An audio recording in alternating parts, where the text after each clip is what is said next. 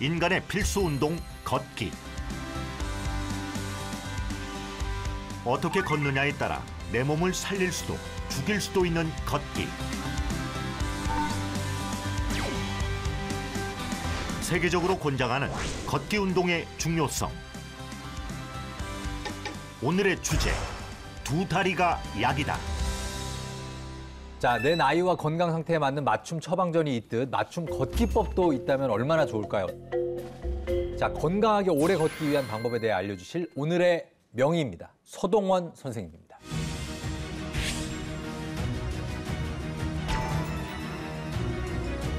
전방십자인대 파열은 무릎 종말의 시작이다. 간과하고 소홀히 하고 무시하면은 재앙이 일찍 다가온다.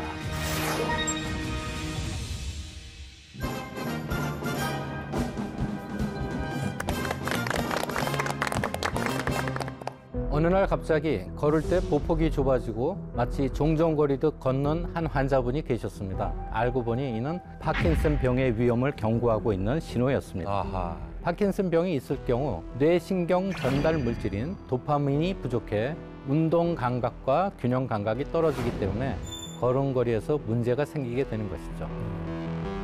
이처럼 걸음걸이를 보면 질병을 예측할 수 있습니다. 어느 날부터인가 걸을 때 발이 시리고 이유 없이 상처나 굳은 살이 생기거나 모래 위를 걷는 듯한 감각이 느껴진다면 당뇨병성 족부 병증을 의심해 볼 수 있습니다.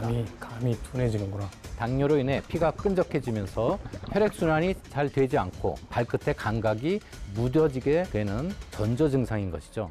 그리고 지금 바로 신발장에 있는 신발들의 밑창을 한번 살펴봐 주십시오. 만일 신발 한쪽만 유독 닳아있다면 뇌졸중의 신호는 아닌지 의심해 봐야 합니다. 뇌졸중으로 인해 뇌가 손상되면 근육이나 신경을 제대로 조절하지 못해 걸음걸이에도 변화가 생길 수 있습니다.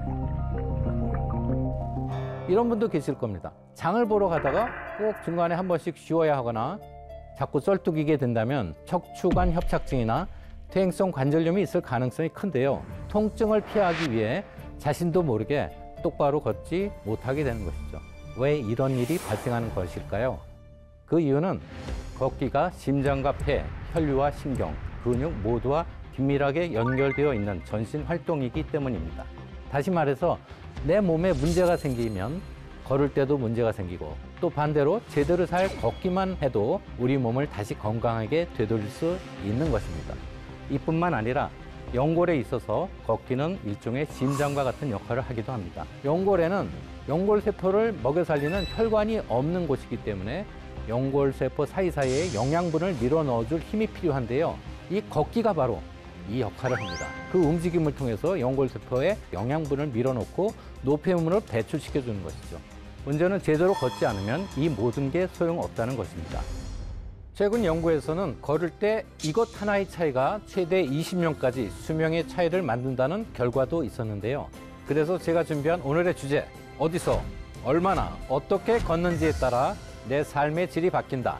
즉 건강하게 오래 살기 위한 걷기에 대해 지금부터 알려드리도록 하겠습니다.